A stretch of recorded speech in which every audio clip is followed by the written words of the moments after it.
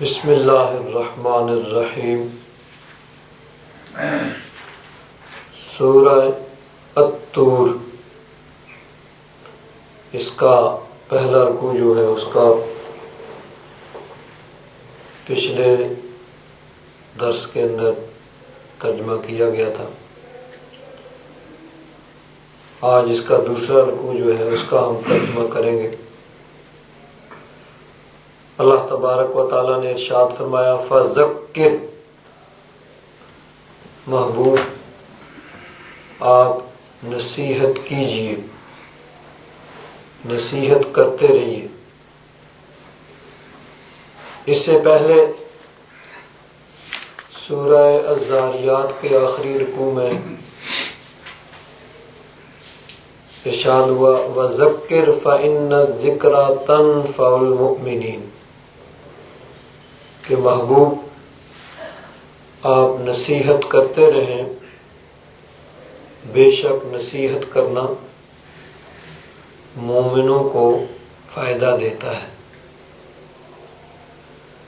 تو حضور نبی کریم صلی اللہ علیہ وسلم تبلیغ فرماتے ہیں، لیکن اس سے فائدہ کس نے اٹھایا؟ صرف مومنوں نے، جنہوں نے ایمان قبول کر لیا، انہوں نے ہی فائدہ اٹھایا۔ تو تبلیغ سب کے لیے ہے، سب کو بلا تفریق حضور نبی کریم صلی اللہ علیہ وسلم نے تبلیغ کی، لیکن ان میں سے کچھ خوش قسمت خوش نصیب لوگ تھے جن کو اللہ تبارک و تعالیٰ نے ایمان کی توفیق عطا فرمائی، اور انہوں نے اس نصیحت سے فائدہ اٹھایا۔ تو اللہ تعالیٰ نے فرمایا پچھلی جو آیت ہے وَذَكِّرْ فَإِنَّ الذِّكْرَ تَنفَعُ الْمُؤْمِنِينَ، نصیحت کرنا مومنوں کو فائدہ دیتا ہے۔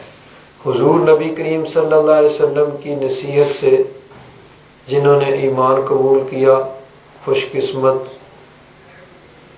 وہ فائدے میں رہے۔ اور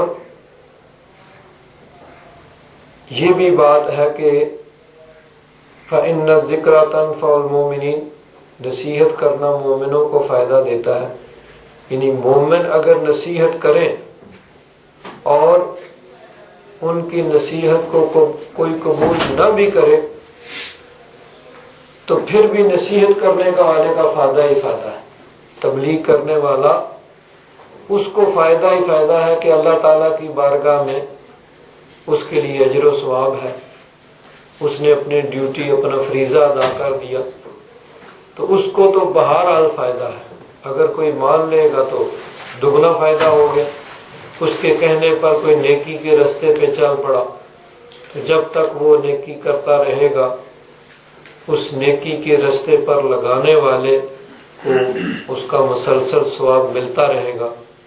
کہ حضور نبی کریم صلی اللہ علیہ وسلم نے ارشاد فرمایا الدال علی الخیر کفاعلہ، نیکی کا رستہ بتانے والا ایسا ہی ہے جیسا نیکی کرنے والا، تو اس کو بھی اتنا ہی ثواب ملے گا جتنا کہ اس کے کہنے پر کسی نے نیکی شروع کی، ہدایت کا رستہ اختیار کر لیا۔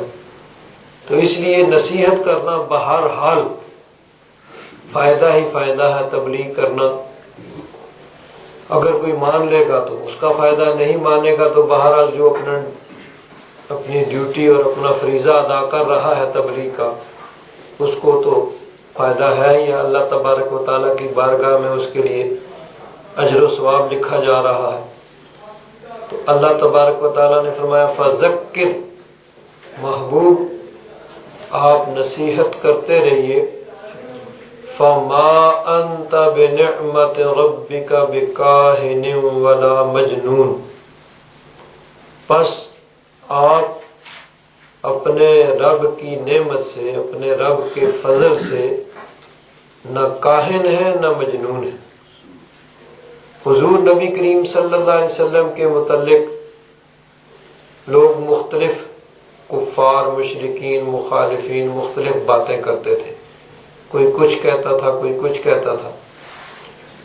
حضور نبی کریم صلی اللہ علیہ وسلم اللہ تعالیٰ کے نبی ہیں، رسول ہیں، اللہ تعالیٰ کے حبیب ہیں، لیکن وہ مخالفین مشرکین کوئی حضور کو کاہن کہتا، کوئی مجنون کہتا، کوئی شاعر کہتا، کوئی کچھ کہتا، اللہ تبارک و تعالیٰ نے اس کا رد فرمایا۔ حضرت پیر کرم شاہ صاحب رحمۃ اللہ تعالیٰ علیہ ضیاء القرآن میں فرماتے ہیں کہ اس رکوع کے اندر کفار کے ذہن میں جتنے سوالات پیدا ہو سکتے تھے، جتنے خدشات پیدا ہو سکتے تھے، ان سب کا قلع کما کر دیا گیا۔ جو بھی حضور نبی کریم صلی اللہ علیہ وسلم کی نبوت کو تسلیم نہ کرنے کے لیے ان کی توجیہات ہو سکتی تھیں، ان سب کا جواب دے دیا گیا، ان کا رد کر دیا گیا۔ اب نہ ماننے کے لیے سوائے ہٹ درمی اور ضد کے اور کوئی جگہ نہیں ہے جہاں وہ پناہ لیں۔ بس یہی ہے کہ لا نسلم، میں نہ مانوں کے علاوہ کوئی اور رستہ نہیں رہ جاتا، کہ جتنے بھی اعتراضات وہ کرتے تھے وہ سب ان کو ذکر کر کے ان کا رد کیا گیا، اور جتنے ان کے نہ ماننے کی توجیہات ہو سکتی تھی ان سب کا یہاں پہ رد کیا گیا۔ تو وہ حضور نبی کریم صلی اللہ علیہ وسلم کو کاہن اور مجنون کہتے تھے۔ اب یہ بات بھی بڑی قابل غور ہے، کاہن کون ہوتا تھا؟ کچھ لوگ ہوتے تھے جو یہ دعویٰ کرتے تھے بھئی ہمیں آئندہ کے بارے میں علم ہے، آئندہ کیا ہونے والا ہے ہم جانتے ہیں۔ وہ شیاطین کچھ خبریں سن کے ان کے کانوں میں ڈالتے، وہ اس کے ساتھ آگے جھوٹ ملاتے، کچھ اندازہ لگاتے، تو اس طرح کے وہ ہوشیار، شاطر، چالاک قسم کے لوگ ہوتے تھے، لوگوں کی نفسیات کو جانتے تھے، اس کے حساب سے وہ بات چیت کرتے تھے۔ تو کاہن ان کے نزدیک بڑا معظم، محترم، بڑا ریسپیکٹڈ انسان ہوتا تھا، اور اس کے مقابلے میں مجنون، دیوانہ، پاگل، جس کو عقل نہیں ہے، سمجھ نہیں ہے، جس کو پتہ نہیں ہے میں کیا کہہ رہا ہوں، تو اب گویا کہ ان کے اعتراض کو رد کرنے کے لیے کسی اور دلیل کی ضرورت ہی نہیں، خود ہی وہ اپنے آپ کا رد کر رہے ہیں۔ ایک طرف حضور نبی کریم صلی اللہ علیہ وسلم کو مجنون کہتے ہیں، اور مجنون وہ ہوتا ہے جس کو پتہ نہیں وہ کیا کہہ رہا ہے، اس کی باتوں میں کوئی ربط نہیں ہوتا، جو آیا کہہ دیا۔ اور ایک طرف حضور نبی کریم صلی اللہ علیہ وسلم کو وہ کاہن کہتے تھے۔ کاہن ان کے نزدیک سب سے زیادہ سمجھدار، عقل مند انسان ہوتا تھا، اور اس کی باتیں ان کے اندر لوگوں کی نفسیات کو دیکھ کر اس کے مطابق گفتگو کی جاتی کہ کس طرح کسی کے ذہن کو مطمئن کیا جائے، متاثر کیا جائے۔ تو گویا وہ خود ہی اپنا رد کر رہے ہیں۔ ایک طرف تو حضور کو کاہن کہتے ہیں جو ان کے نزدیک سب سے زیادہ عقل مند اور سمجھدار انسان ہوتا تھا، اور دوسری طرف مجنون کہتے ہیں کہ جس کو اپنی خبر نہیں ہے، جس کو پتہ نہیں ہے میں کیا کہہ رہا ہوں اور کیا کر رہا ہوں۔ تو اب گویا کوئی اور دلیل دینے کی ضرورت نہیں، خود ہی انہوں نے اپنے آپ کو رد کر دیا۔ جب کاہن کہا تو اس کا مطلب ہے مجنون نہیں ہے، جب مجنون کہا تو اس کا مطلب کاہن نہیں ہے۔ تو حضور نبی کریم صلی اللہ علیہ وسلم نہ کاہن ہے نہ مجنون ہے، آپ اللہ کے نبی ہیں، اللہ کے رسول ہیں، اللہ تبارک و تعالیٰ کی طرف سے حضور کو خبریں ملتی ہیں اور حضور وہ خبریں دیتی ہیں۔ کاہن جو ہوتے ہیں ان کی جھوٹی خبریں ہوتی ہیں، اندازے ہوتے ہیں، کبھی وہ ان کے اندازے کے مطابق ہو جاتا ہے، کبھی ان کے اندازے کے خلاف ہوتا ہے، لیکن نبی کی بات اللہ تبارک و تعالیٰ کی وحی سے ہوتی ہے، اس میں غلطی اور جھوٹ کا امکان نہیں ہوتا۔ ام یقولون شاعر، یا وہ کہتے ہیں کہ یہ شاعر ہے۔ حضور نبی کریم صلی اللہ علیہ وسلم کو شاعر کہتے، اور یہ بھی ان کی اپنے آپ کو جھٹلانے کے لیے کافی تھا، کیونکہ شاعری کا عام دورہ تھا اور وہ جانتے تھے کہ شعر کیا ہوتا ہے۔ شعر کے اندر وزن ہوتا ہے، قافیہ ہوتا ہے، ردیف ہوتا ہے، اور پھر سب سے بڑھ کر شعر کے اندر عام طور پر تخیلات ہوتے ہیں۔ شاعر سوچتا ہے اور سوچ کر الفاظ کو ترتیب دیتا ہے، قافیہ اور ردیف، اس کا حقیقت کے ساتھ بہت کم تعلق ہوتا ہے شعر کا، وہ صرف تخیلات ہوتے ہیں۔ لیکن حضور نبی کریم صلی اللہ علیہ وسلم نے جو کلام پیش فرمایا وہ حقیقت پر مبنی ہے، اس میں تخیلات نہیں ہے۔ تو یہ بھی گویا خود اپنے آپ کو رد کر رہے ہیں کہ ایک کلام جس کو وہ اچھی طرح جانتے ہیں کہ یہ شعر نہیں ہے، پھر اس کو شعر اور حضور کو شاعر کہہ رہے ہیں۔ ام یقولون شاعر، یا وہ کافر کہتے ہیں کہ یہ شاعر ہیں۔ نتربص بہ ریب المنون، ہم انتظار کر رہے ہیں، تربص یا تربص انتظار کرنا، نتربص ہم انتظار کرتے ہیں، بہ ان کے متعلق، ریب المنون گردش زمانہ کا، یعنی ان کا کہنا یہ تھا کہ پہلے بھی بہت شاعر ہوئے ہیں، اب وہ جانتے ضرور تھے کہ حضور نہ کاہن ہے، نہ مجنون ہے، نہ شاعر ہے، لیکن اپنے آپ کو دھوکہ دینے کے لیے، دوسروں کو دھوکہ دینے کے لیے وہ اس طرح کی باتیں کرتے تھے کہ عوام کو حضور نبی کریم صلی اللہ علیہ وسلم سے دور رکھا جائے، ایمان سے کس طرح روکا جائے، اس کے لیے وہ اس طرح کی باتیں کرتے تھے۔ تو شعر بھی اس لیے کہتے تھے کہ دیکھو جی پہلے بھی بڑے بڑے شاعر ہوئے ہیں، انہوں نے بڑے بڑے شعر کہے اور ان کے کلام کا بڑا چرچا ہوا، لوگوں میں ان کی بڑی شہرت ہوئی، پھر کیا ہوا؟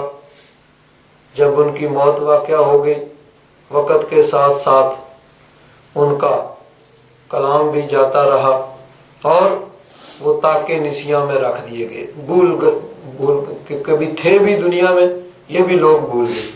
اور ایک یہ بھی ہوتا ہے، زبان جو ہوتی ہے وہ مسلسل بدلتی رہتی ہے، کسی بھی علاقے ملک کی زبان جو ہوتی ہے وہ بدلتی رہتی ہے، نئے الفاظ آتے ہیں، پرانے جو ہیں وہ متروک ہو جاتے ہیں، کچھ الفاظ جو ہیں ان کو چھوڑ دیا جاتا ہے، اب یہ استعمال نہیں ہوتے، اب یہ نئے الفاظ آ گئے وہ استعمال ہوتے ہیں۔ حالات کے مطابق نئے نئے الفاظ زبان میں شامل ہوتے رہتے ہیں، پرانے ترک کیے جاتے ہیں۔ تو 100 سال پہلے جو زبان بولی جاتی تھی کسی بھی علاقے میں، کسی بھی زبان کو لے لیجئے، آج اس میں کم از کم آدھی ضرور بدل چکی ہو چکی۔ اردو کو لے لیجئے، انگلش کو لے لیجئے، ڈچ کو لے لیجئے، کسی بھی زبان کو 100 سال پہلے جو بولی جاتی تھی آج اس میں بہت زیادہ چینجنگ آ چکی ہے، تبدیلی ہو چکی ہے۔ لیکن عربی جو ہے قرآن و حدیث کی وجہ سے قیامت تک کے لیے اب وہی زبان جو ہے وہ زندہ ہو گئی۔ آج بھی فصیح اور بلیغ عربی اسی کو کہا جاتا ہے جو قرآن و حدیث کی ہے۔ ٹھیک ہے، ہر علاقے میں زبان جو ہے وہ تھوڑی بہت ہی مختلف بولی جاتی ہے اور نئے الفاظ بھی نئی ایجادات کی وجہ سے ان میں آ گئے ہیں، لیکن فصیح اور بلیغ عربی وہی ہے، وہی سکول کالج مدرسہ میں پڑھائی جاتی ہے جو قرآن و حدیث کی زبان ہے۔ پڑھا لکھا انسان جو ہے عربی وہ اسی زبان کو بولے گا، فصیح اور بلیغ کو۔ ہاں دیہاتوں میں رہنے والے ان پڑھ لوگ ان کی وہ دیہاتوں والی اور سترات تال جس کو کہتے ہیں وہ بولتے ہوں گے، لیکن فصیح اور بلیغ زبان آج بھی یہی ہے عربی اور قیامت تک یہی رہے گی۔ تو وہ یہ کہتے تھے کہ شاعر ہیں، ان کا کلام ہے، جب ان کی موت واقع ہو جائے گی آہستہ آہستہ لوگ بھول جائیں گے، ختم ہو جائے گا۔ تو یہ بھی گویا اپنے آپ کو تسلی دینے کے لیے وہ یہ بات کرتے تھے۔ جب دیکھتے کہ لوگ اسلام قبول کر رہے ہیں اور دن بدن لوگ بڑھتے جا رہے ہیں تو اپنے آپ کو تسلی دینے کے لیے کہتے بھائی ٹھہر جاؤ، کوئی بات نہیں ہے، گردش زمانہ کا انتظار کرو، ان کی موت کا انتظار کرو، جب موت آ جائے گی، فوت ہو جائیں گے تو آہستہ آہستہ نام بھی ان کا مٹ جائے گا معاذ اللہ۔ تو فرمایا ام یقولون شاعر، کیا یہ کہتے ہیں کہ یہ شاعر ہیں، نتربص بہ ریب المنون، ہم ان کے بارے میں گردش زمانہ کا انتظار کرتے ہیں، یعنی ان کی موت کا انتظار کرتے ہیں۔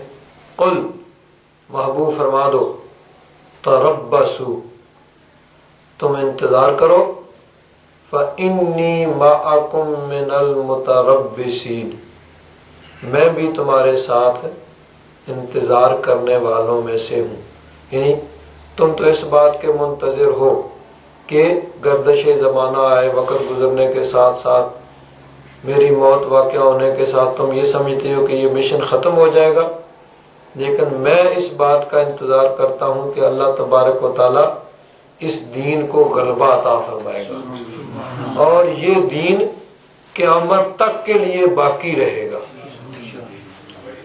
ام تامرہم احلامہم بہذا، احلام حلم کی جمع ہے، عقل، کیا ان کی عقلیں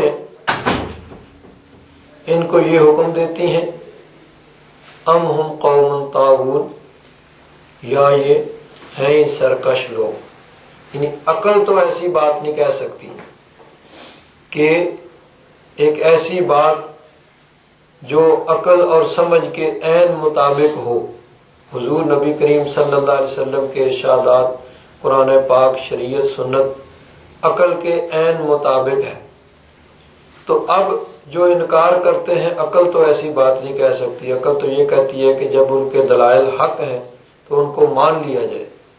تو فرمایا کیا ان کی عقلیں اس بات کا حکم دیتی ہیں؟ نہیں، یہ ہیں ہی سرکش لوگ، اپنی سرکشی کی وجہ سے، ضد کی وجہ سے، ہٹ درمی کی وجہ سے یہ انکار رہے ہیں۔ ام یقولون تقولہ، یا یہ کہتے ہیں کہ انہوں نے اپنے پاس سے بنا لیا ہے۔ تقولہ یا تقولو کا معنی ہوتا ہے گاڑ لینا اپنے پاس سے، کسی نے کوئی بات نہیں کی، خود بنا کے کہہ دینا کہ فلاں نے ایسے کیا ہے، فلاں نے یہ کہا ہے، اس کو تقول یا تقول کہتے ہیں۔ مادہ اس کا قول ہی ہے، قال یقول قولا، کہنا، اسی سے جب یہ باب تفاعل پہ جائے گا، تقول یا تقول، تو اس کا معنی ہوتا ہے کسی کے بارے میں ایسی بات کہنا جو اس نے نہیں کہی ہے، جس کو افتراء کہہ سکتے ہیں، کسی پہ الزام کہہ سکتے ہیں کہ فلاں نے یہ کہا ہے، اس کے بارے میں ایسی۔ تو کہتے ہیں کیا انہوں نے اپنے پاس سے گھڑ کر اللہ تعالیٰ کی طرف منسوب کر دیا ہے کہ کلام تو خود بنا لیتے ہیں اور کہتے ہیں کہ یہ اللہ تعالیٰ کا کلام ہے؟ بل لا یؤمنون، بلکہ یہ ایمان ہی نہیں لاتے۔ اب یہ دیکھیے کفار جو تھے، جس طرح حضور نبی کریم صلی اللہ علیہ وسلم کے متعلق ان کی مختلف آراء تھیں، ان کی رائے ایک نہیں تھی، یا یوں کہہ لیجئے کہ حالات کے مطابق وہ اپنی رائے بدلتے رہتے تھے، کہیں کچھ کہتے، کہیں کہتے یہ شاعر ہیں، کہیں کہتے مجنون ہیں، کہیں کہتے کاہن ہیں، یہ ہیں وہ ہیں۔ اسی طرح قرآن پاک کے متعلق بھی ان کی کوئی ایک رائے نہیں تھی، کبھی یہ کہتے جی خود گاڑ لیتے ہیں، کبھی کہتے جی کسی سے سیکھ لیتے ہیں۔ جب کہتے خود گاڑ لیتے ہیں تو کہتے ہیں بھئی تم نے یہ تو تم جانتے ہو کہ حضور نبی کریم صلی اللہ علیہ وسلم نے کسی کے پاس پڑھا نہیں ہے، کسی استاد کے پاس نہیں گئی، کسی سکول، کالج، یونیورسٹی، مدرسے میں داخلہ نہیں لیا، تو پھر یہ اتنا عمدہ کلام خود کیسے گاڑ لیتے ہیں؟ تو کہتے ہیں کسی سے سیکھ لیتے ہیں۔ اچھا بھئی سیکھتے کس سے ہیں؟ بڑے بڑے فصحاء تو وہ تو تیخن ستاندر ہیں، مد مقابل ہیں، وہ تو روکنا رستہ روکنے والے ہیں، تو سیکھتے کس سے ہیں؟ کسی نے کہا جی فلاں غلام سے سیکھتے ہیں۔ اچھا جی، وہ غلام جس کے متعلق یہ کہتے جی کہ اس سے سیکھتے ہیں، وہ عجمی تھا، عربی نہیں تھا، اس کی اپنی مادری زبان عربی نہیں تھی، اور وہ عربی اس حد تک ہی جانتا تھا کہ اس کو کہا جائے بھائی بازار سے فلاں چیز لے آؤ تو وہ لے آتا تھا۔ اب اس کو زیادہ عربی، اللہ تبارک و تعالیٰ نے قرآن پاک میں اسی چیز کا ایک جگہ ذکر کیا، وَلَقَدْ نَعْلَمُ، یہ سورہ النحل اس کی آیت نمبر 103 ہے، وَلَقَدْ نَعْلَمُ أَنَّهُمْ يَقُولُونَ إِنَّمَا يُعَلِّمُهُ بَشَرٌ۔ اللہ تبارک و تعالیٰ فرماتا ہے کہ ہم جانتے ہیں کہ یہ کہتے ہیں کہ ان کو ایک بشر سکھاتا ہے۔ لسان الذی یلحدون الیہ اعجمی، جس کی طرف یہ منسوب کر رہے ہیں کہ فلاں آدمی سکھاتا ہے، اس کی زبان تو اجمی ہے۔ وہذا لسان عربی مبین، اور یہ فصیح عربی زبان کلام جس بیچارے کو خود عربی کے چند ضروری الفاظ سے آگے آتے نہیں، وہ اتنی فصیح و بلیغ زبان کیسے سکھا سکتا ہے، اور حضور اس کے سیکھ کر کیسی ایسی فصیح و بلیغ زبان جو ہے وہ بول کے اس کتاب کو پیش کر سکتے ہیں۔ تو یعنی یہ بھی خود وہ اپنے ان کے رد کے لیے ان کی اپنی بات ہی کافی تھی کہ ایسا شخص جس کے متعلق کہہ رہے ہیں وہ اس سے سیکھتے ہیں، اس کو عربی آتی نہیں، اس کی مادری زبان عربی نہیں ہے، اس کو چند عربی کے الفاظ آتے ہیں تو اس کے متعلق کہہ رہے ہیں اس سے سیکھتے ہیں۔ تو ان کی کوئی ایک رائے نہیں تھی، کبھی کہتے خود گڑھ لیتے، کبھی کہتے کسی سے سیکھ لیتے ہیں، کبھی کہتے پرانی کتابوں سے پڑھ لیا ہوگا کچھ۔ تو اللہ تبارک و تعالیٰ فرماتا ہے ام یقولون تقولا، کیا یہ کہتے ہیں کہ انہوں نے خود گھڑ لیا ہے اور خود اپنے پاس سے گھڑ کر انہوں نے اس کو اللہ تعالیٰ کی طرف منسوب کر دیا کہ یہ اللہ تعالیٰ کا کلام ہے۔ بل لا یؤمنون، بات یہ ہے کہ یہ ایمان نہیں لاتے اور ایمان لانا نہیں چاہتے، اس لیے اس طرح کی باتیں یہ کر رہے ہیں۔ اچھا، فَلْيَأْتُوا بِحَدِيثٍ مِثْلِهِ، پس ایک بات اس جیسی یہ بھی لے آئیں، ان کانوا صادقین، اگر اپنی بات میں سچے ہیں کہ حضور نبی کریم صلی اللہ علیہ وسلم نے خود اس کو گھڑ لیا ہے اور خود گھڑ کے اس کو بنا کے کلام بنا کے اس کو اللہ تعالیٰ کی طرف منسوب کیا ہے، تو یہ بھی اس جیسی کوئی بات بنا کے لے آئے۔ بڑے بڑے فصیح اور بلیغ ہیں اور جن کی فصاحت و بلاغت کا بڑا چرچا اور غلغلہ ہے، اور جو اپنے جیسا کسی کو فصیح و بلیغ سمجھتے نہیں، بڑے بڑے شاعر، بڑے بڑے خطباء ان میں موجود ہیں، تو کوئی اس جیسی ایک حدیث یعنی اس جیسی ایک بات بنا کے لے آئے۔ قرآن پاک میں ان لوگوں کو متعدد مرتبہ جو ہے چیلنج کیا گیا۔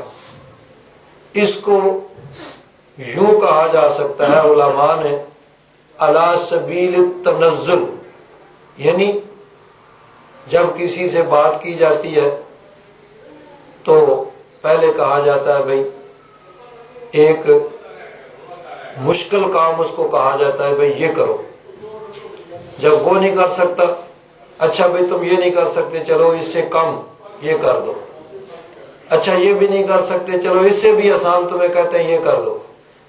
تو یہ ہے علی سبیل التنزل کہ پہلے مشکل کام کہا، پھر اس سے آسان، پھر اس سے آسان۔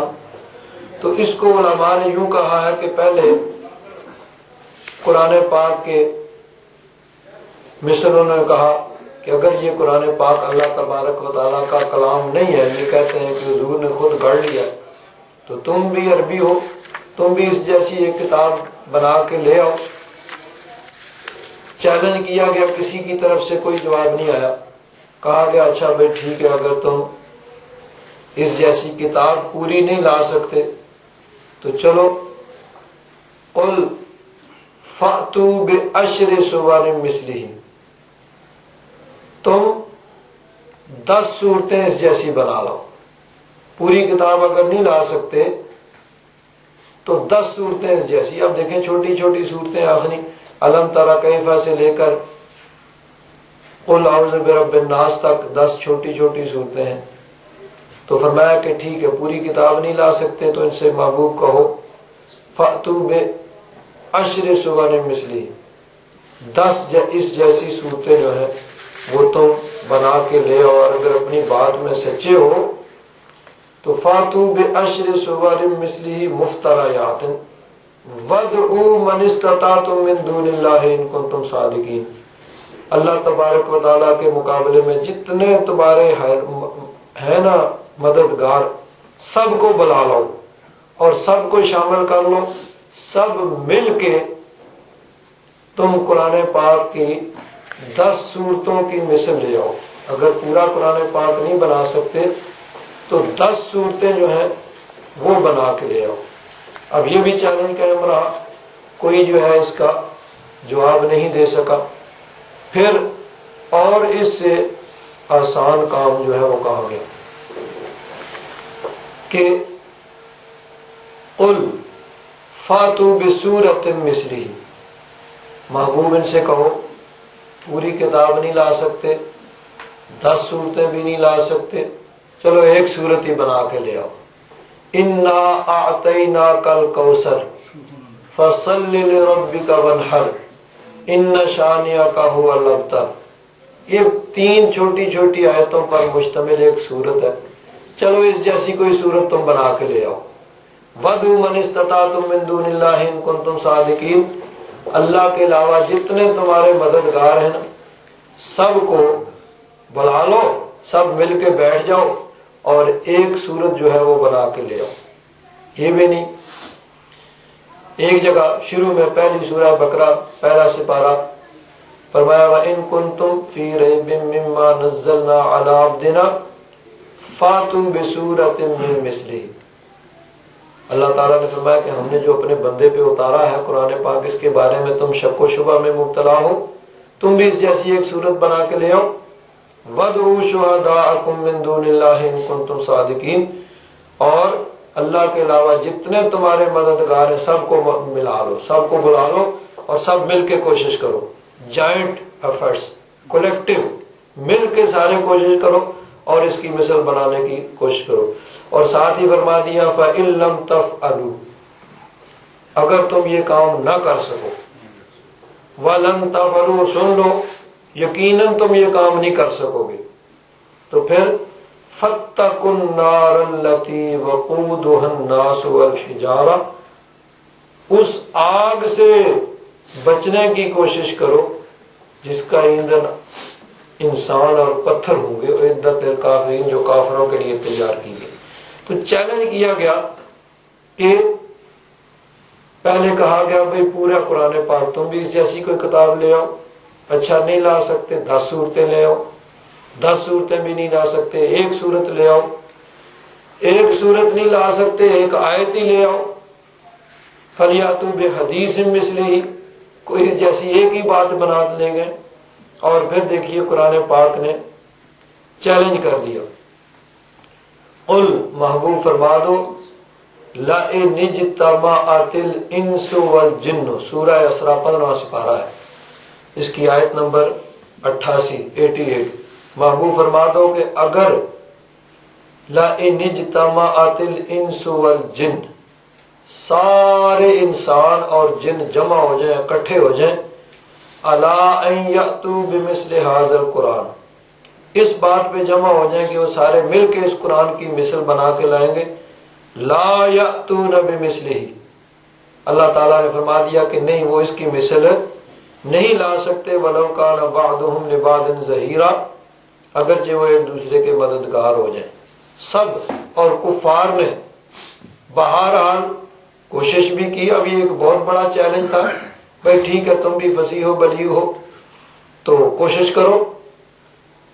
چیلنج اس وقت سے اب تک قائم ہے، آج تک 1400 سال سے زیادہ عرصہ گزر گیا تو کسی میں ہمت اور جرأت نہ ہوئی۔ بعض روایات میں اس طرح آتا ہے کہ عرب کے اندر ایک بہت فصیح و بلیغ شخص تھا، سارے کافر مشرک اس کے پاس گئے اور جا کے اسے کہنے لگے کہ دیکھو یہ بار بار چیلنج کر رہے ہیں کہ تم اس کی مثل بنا کے لاؤ، تو تم بہت بڑے فصیح و بلیغ ہو، چلو تم کوشش کرو کوئی ایک صورت اس جیسی بنا کے لا دو تاکہ ہم ان کو جواب دیں. بھئی آپ نے چیلنج کیا تھا، لو آپ کے قرآن کی مثل ہو گیا، اب یہ مان لیجئے کہ یہ اللہ کا کلام نہیں ہے، آپ کا اپنا کلام ہے.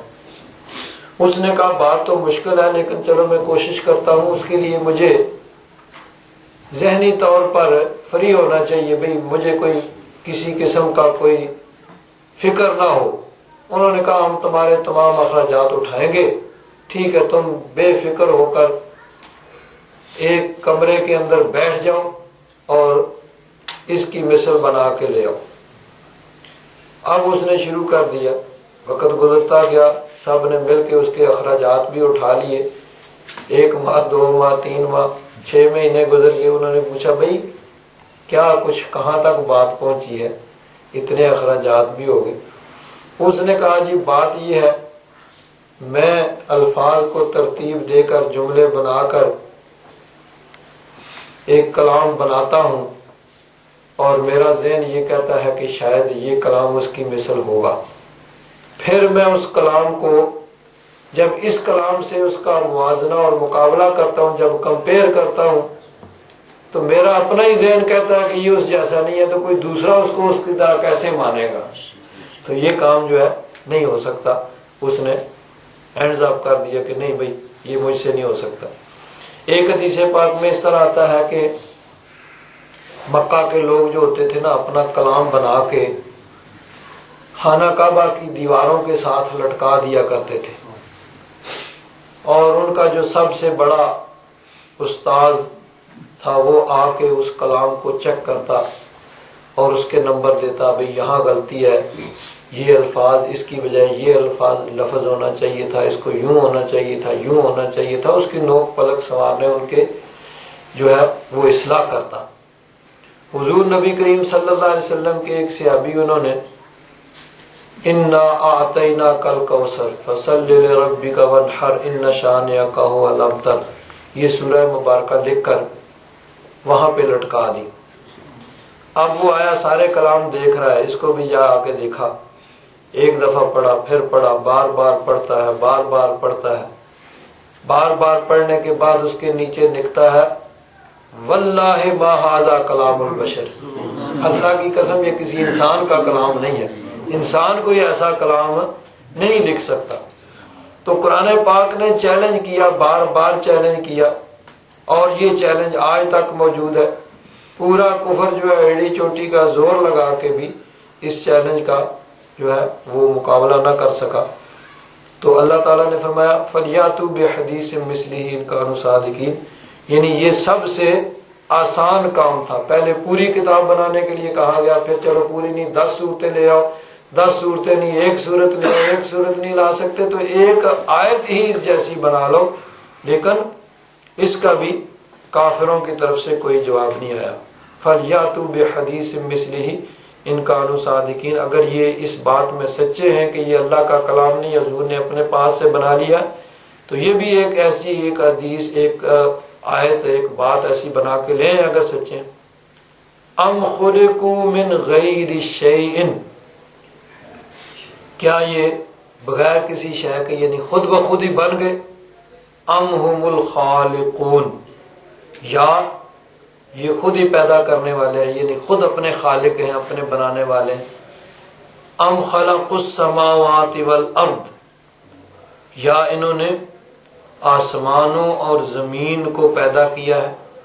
بل لا یوقنون، بلکہ یہ یقین نہیں کرتے. یعنی جب کفار سے پوچھا جاتا بھائی تمہیں کس نے پیدا کیا ہے، آسمانوں زمین کو کس نے پیدا کیا، تو وہ بھی اس بات کا اعتراف کرتے بھائی ان سب چیزوں کو بنانے والا اللہ تبارک و تعالیٰ ہے، اللہ تعالیٰ ان چیزوں کا خالق ہے. جس طرح کہ دیکھیے سورہ عنکبوت میں گزرا وَلَئِن سَأَلْتَهُمْ مَنْ خَلَقَ السَّمَاوَاتِ وَالْأَرْضِ، اگر تو ان سے پوچھے کہ کس نے بنایا آسمانوں اور زمین کو، وَسَخَّرَ الشَّمْسَ وَالْقَمَرَ، اور سورج چاند کو کس نے مسخر کیا، کس نے کام میں لگایا ہے، کون ان کا خالق و مالک ہے، لَيَقُولُنَّ اللَّهُ، تو ضرور کہیں گے کہ اللہ تعالیٰ نے ہی یہ سارا کام کیا ہے، یہ سب کام اللہ تبارک و تعالیٰ کا ہی.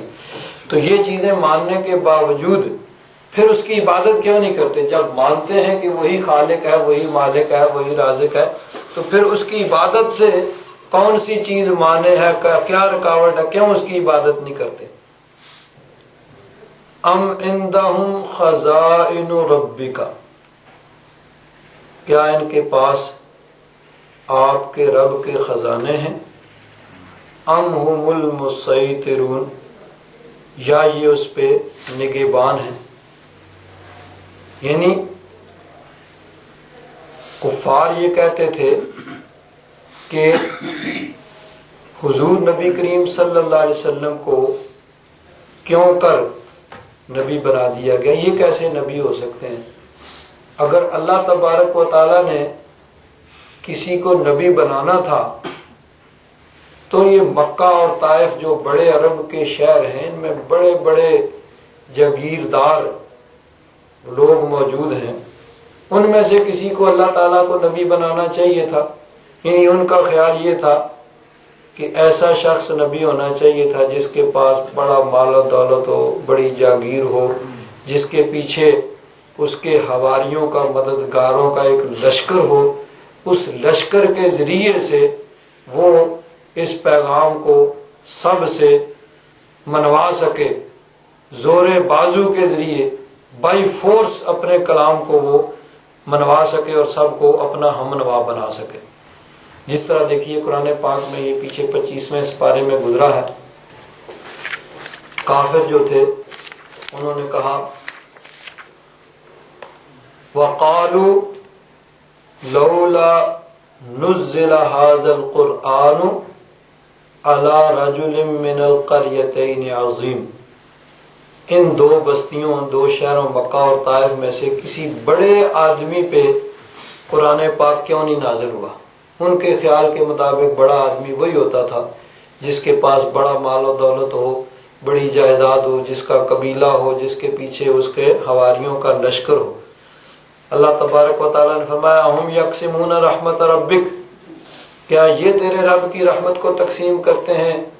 ان کی مانی جائے اور ان کے خیال کے مطابق جس کو یہ کہیں اس کو نبی بنایا جائے.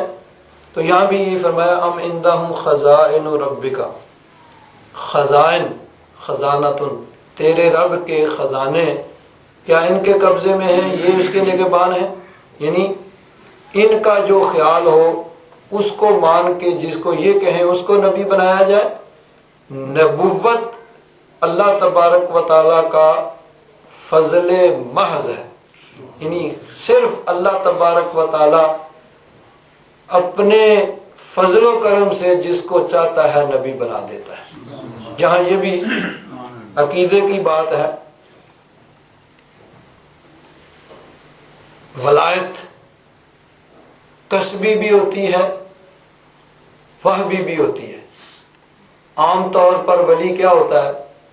ایک انسان نیک، متقی، پرہیزگار، وہ عبادت کرتا ہے، فرائض، واجبات، سنتیں، مستحبات، ان پہ سختی سے عمل کرتا ہے اور حرام، مکروہ تحریمی، مکروہ تنزیہی، ان سے سختی سے بچتا ہے، شریعت مطہرہ کی سختی سے پابندی کرتا ہے، نوافل کی کثرت کرتا ہے. تو عبادت ریاضت کر کر کے وہ تصوف کی، سلوک کی منزلیں طے کر کے وہ ولایت کا درجہ حاصل کرتا ہے. یہ ہے عام روٹین کہ انسان عبادت ریاضت کے ذریعے سے ولایت کا درجہ حاصل کرتا ہے.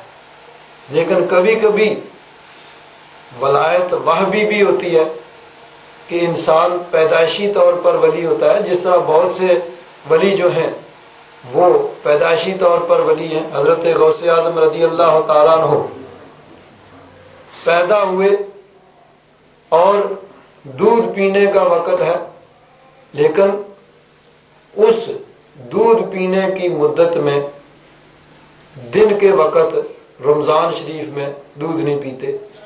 اب یہ ایک بہت بڑی کرامت ہے. یعنی مادر زاد ولی ہیں. ہاں ٹھیک ہے، اس کے بعد آپ نے عبادت کی، ریاضت کی، 40 سال تک عشاء کے وضو سے فجر کی نماز ادا کی، اتنی عبادت ریاضت کی، لیکن پیدائشی طور پر بھی آپ ولی تھے، پھر آپ نے اس کو مزید عبادت ریاضت کے ذریعے اور منازل کو طے کیا۔ تو ولایت کسبی بھی ہوتی ہے، وہبی بھی ہوتی ہے۔ کسبی یعنی انسان اپنے ہمت، کوشش اور عبادت ریاضت کے ذریعے سے اس کو حاصل کرتا ہے، اور وہبی اللہ تبارک و تعالیٰ کے فضل محض سے جو ملتی ہے۔ تو ولایت کسبی اور وہبی دونوں طرح کی ہوتی ہے، لیکن نبوت صرف اور صرف وہبی ہوتی ہے، اللہ تبارک و تعالیٰ کے فضل سے ہوتی ہے۔ یہ نہیں ہو سکتا کہ کوئی آدمی عبادت ریاضت کر کر کے نبوت کے درجے پہ چلا جائے۔ ہاں، عبادت کے ذریعے سے آدمی ولی، کتب، غوث، ابدال، اوتاد، افراد، یہ سارے مرتبے تو حاصل کر سکتا ہے، لیکن جہاں ان مراتب کی انتہا ہوتی ہے وہاں سے نبوت کا آغاز ہوتا ہے۔ تو نبی صرف اور صرف اللہ تبارک و تعالیٰ کے فضل سے بنتا ہے۔ ہاں، یہ بات ہے کہ نبی ہر دور میں اپنے زمانے کے اور ہر زمانے کے سب لوگوں سے زیادہ متقی، پرہیزگار، خوف خدا رکھنے والا، سب سے زیادہ علم والا ہوا کرتا تھا، لیکن بہرحال نبوت اللہ تبارک و تعالیٰ کا فضل ہے۔ اللہ تبارک و تعالیٰ جانتا ہے کہ اللہ تبارک و تعالیٰ نے کس کے سر پہ نبوت کا تاج رکھنا ہے اور کس کو اللہ تبارک و تعالیٰ نے اپنا پیغام پہنچانے کے لیے انہی لوگوں کی طرف بھیجنا ہے۔ تو یہ اللہ تبارک و تعالیٰ کا فضل محض ہے۔ تو یہاں بھی فرمایا، کیا ان سے پوچھ کر کسی کو نبی بنایا جانا تھا؟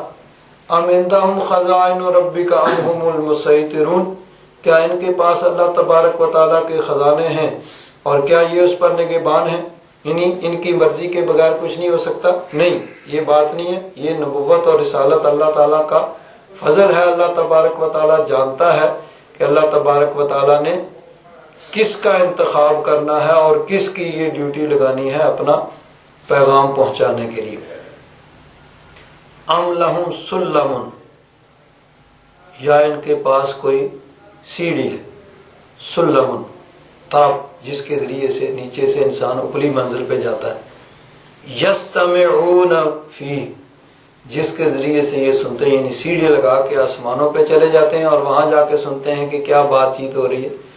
فَلْيَأْتِ مُسْتَمِعُهُمْ بِسُلْطَانٍ مُبِينٍ، پس ان میں سے سننے والا کوئی دلیل لائے، بھئی کیا سن کے آیا ہے۔ ام لہ البنات ولکم البنون، کیا اللہ تعالیٰ کے لیے بیٹیاں ہیں اور تمہارے لیے بیٹے ہیں؟ کفار کو مخاطب کر کے اللہ تبارک و تعالیٰ فرما رہا، کیونکہ کافر کیا کہتے تھے؟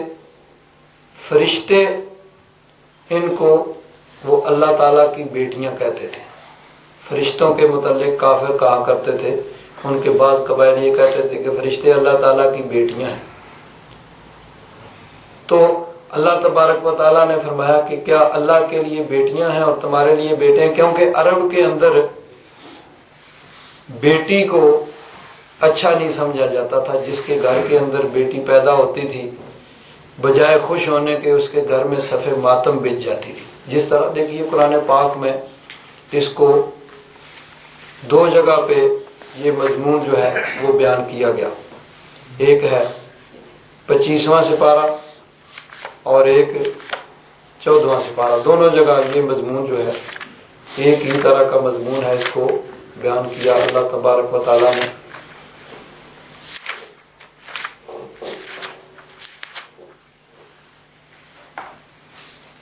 سورہ النحل، اس کی آیت نمبر یہ 57، 58، 57، 58، 59 ہے۔ وَيَجْعَلُونَ لِلَّهِ الْبَنَاتِ، یہ اللہ تعالیٰ کے لیے بیٹیاں قرار دیتے ہیں، وَلَهُم مَا يَشْتَهُونَ، اور اپنے لیے جو پسند، یعنی اپنے لیے بیٹے جاتے ہیں اور اللہ تعالیٰ کے لیے فرشتوں کو بیٹیاں قرار دیتے ہیں۔ وَإِذَا بُشِّرَ أَحَدُهُمْ بِالْأُنْثَىٰ، جب ان میں سے کسی کو بیٹی کی خوشخبری سنائی جائے بھئی تمہارے گھر میں بیٹی پیدا ہوئی ہے، تو بجائے خوش ہونے کے ظل وجہہ مسودن، اس کا چہرہ سیاہ پڑ جاتا ہے، وہ قزیم، اور وہ بڑا یعنی غصے کو پی رہا ہوتا ہے. یعنی جس طرح کسی کو بہت کوئی بری خبر سنائی جائے تو بغیر اختیار کے اس کا چہرہ سیاہ پڑ جاتا ہے. یتوارا من القوم من سوء ما بشر بہ، قوم سے چھپتا پھرتا ہے کہ کیسی مجھے خوشخبری سے. ایمسکوا علی ہون ام یدسہ فی التراب، اب اس کو ذلت کے ساتھ باقی رکھے یا اس کو مٹی میں گا دے. اس عرب کے اندر کیا ہوتا تھا کہ بیٹیوں کو زندہ درگور کر دیا جاتا تھا. اسی طرح 25ویں سپارے میں بھی یہ مضمون ہے، وَإِذَا بُشِّرَ أَحَدٌ بِمَا ضَرَبَ لِلرَّحْمَنِ ظَلَّ وَجْهُهُ مُسْوَدًّا وَهُوَ كَظِيمٌ. یعنی جس چیز کو وہ اللہ تعالیٰ کے لیے قرار دیتے ہیں، اس کی اگر خود ان میں سے کسی کو اس چیز کی خوشخبری سنائی جائے تو اس کا چہرہ سیاہ ہو جاتا ہے، اور وہ یعنی اپنے غصے کو، اپنی پریشانی کو چھپا رہا ہوتا ہے.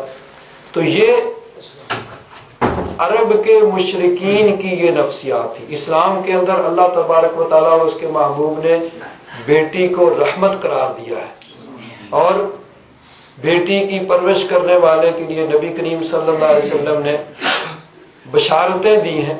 اسلام کے اندر بیٹی کو رحمت قرار دیا گیا. کافر جو تھے وہ اس کو برا سمجھتے تھے، اس لیے اس انداز میں یہ بات کی گئی کہ اپنے لیے تو وہ بیٹیوں کو پسند نہیں کرتے تھے، اور اللہ تعالیٰ کے لیے وہ بیٹیاں قرار دیتے تھے. تو فرمایا ام لہ البنات ولکم البنون، اللہ کے لیے بیٹیاں ہیں اور تمہارے لیے بیٹے ہیں. یعنی اس کی بھی مذمت بیان کی گئی. ام تسألہم اجرا، یا محبوب آپ ان سے کوئی اجر مانگتے ہیں، کوئی معاوضہ، کوئی بدلہ مانگتے ہیں. فہم من مغرم مثقلون، پس اس کی چٹی کے نیچے یہ دبے جا رہے ہیں. یعنی حضور نبی کریم صلی اللہ علیہ وسلم نے ان کو تبلیغ فرمائی، اور تبلیغ محض خیر خواہی کے طور پر حضور دن رات ہر وقت ان کے لیے کوشاں رہتے. تو یہ صرف اور صرف یعنی خیر خواہی کے جذبے سے، خوف خدا کے جذبے سے، اور اس جذبے کے تحت کہ وہ جہنم سے بچ جائیں، جہنم کا ایندھن نہ بنے بلکہ جنت کے مستحق ہو جائیں، اس جذبے کے پیش نظر حضور نبی کریم صلی اللہ علیہ وسلم تبلیغ فرمایا کرتے تھے. تو فرمایا کہ کیا آپ ان سے کوئی اجر مانگتے ہیں جس کی بوجھ کے، چٹی کے بوجھ کے نیچے یہ دبے جلے. یعنی آپ ان سے کوئی مانگیں، روز کچھ نہ کچھ مطالبہ ہو تو پھر بھی کہیں بھئی آپ کے مطالبات سے ہم تنگ آ گئے، آپ کی بات نہیں مان سکتے. جب آپ صرف اور صرف خیر خواہی کے جذبے سے بغیر کسی کے معاوضے کے ان کو تبلیغ کرتے ہیں تو پھر وہ کیوں نہیں مانتے. ام عندہم الغیب، یا ان کے پاس کوئی غیب کی خبر ہے، فہم یکتبون، جس کو وہ لکھ رہے ہیں. ام یریدون کیدا، یا وہ کوئی مکر کرنا چاہتے ہیں، کوئی خفیہ تدبیر کر رہے ہیں.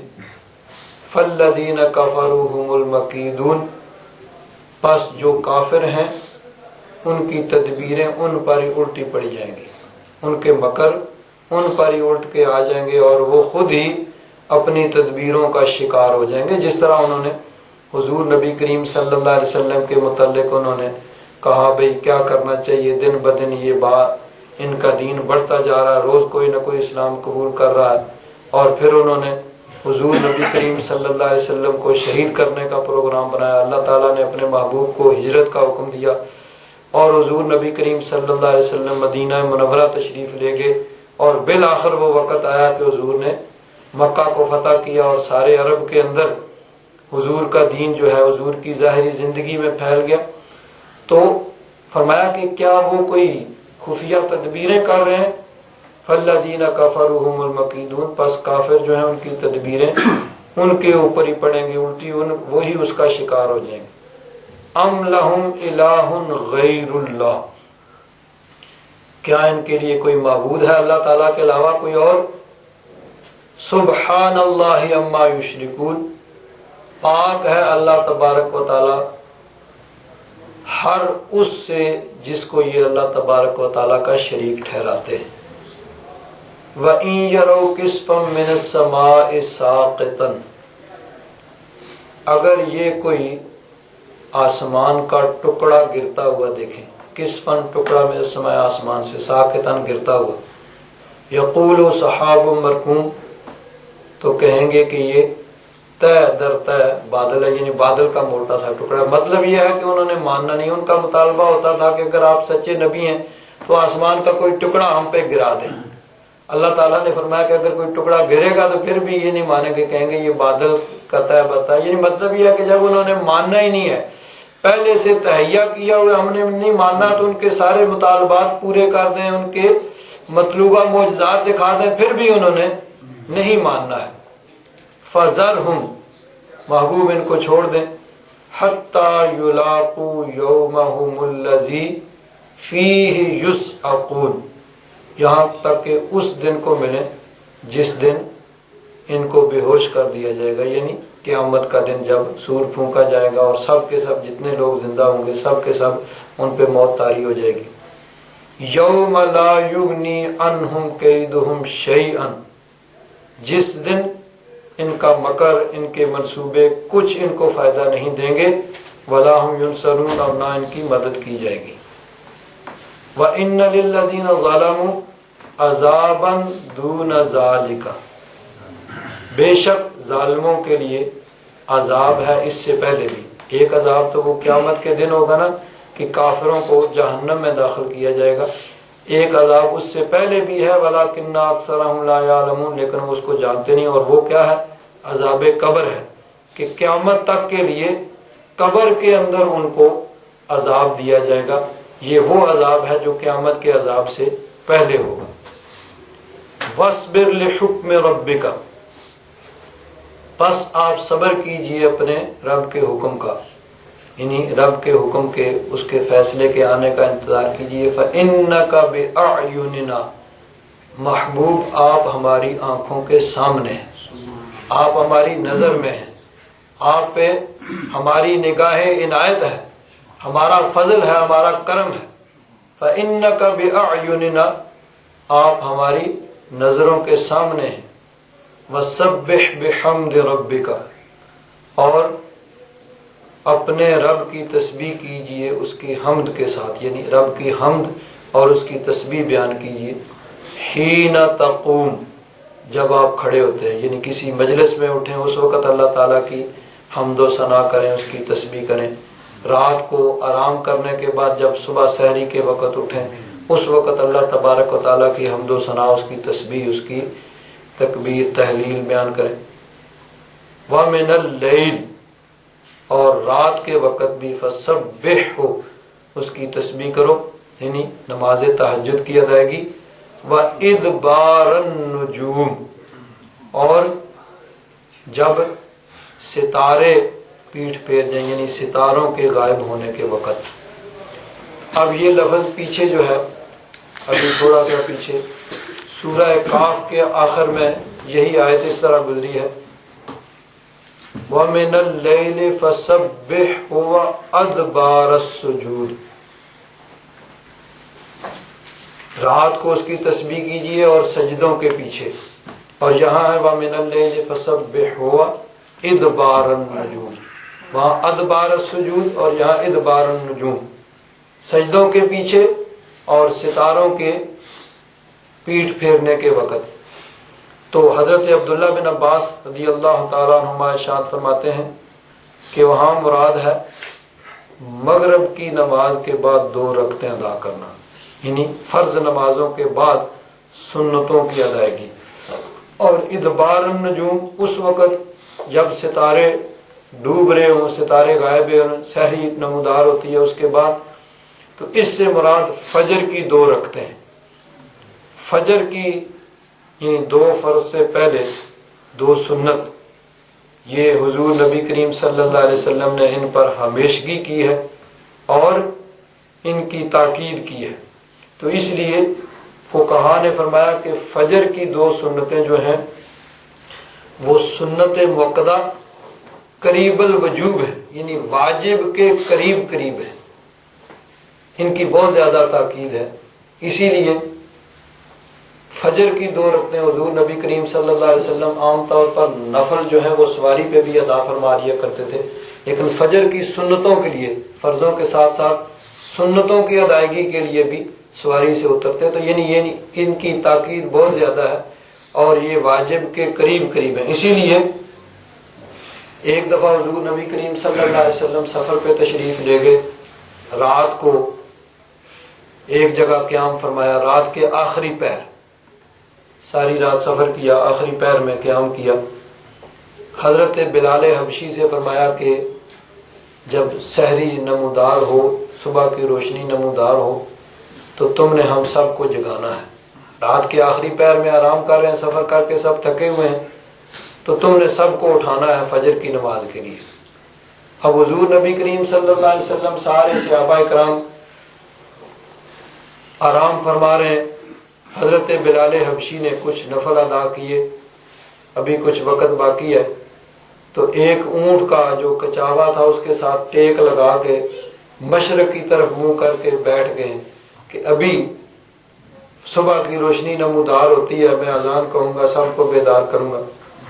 اب بیٹھے ہوئے ہیں مشرق کی طرف منہ کر کے، وہیں پہ آنکھ لگ جاتی، آنکھ لگ گئی، سب سو رہے ہیں، حضرت بلال حبشی بھی سو رہے ہیں، حتیٰ کہ جب سورج نکلا، سورج کی تیز شعائیں جب پڑی، سب سے پہلے حضور نبی کریم صلی اللہ علیہ وسلم بیدار ہوئے، صحابہ کرام سب پریشان ہو گئے۔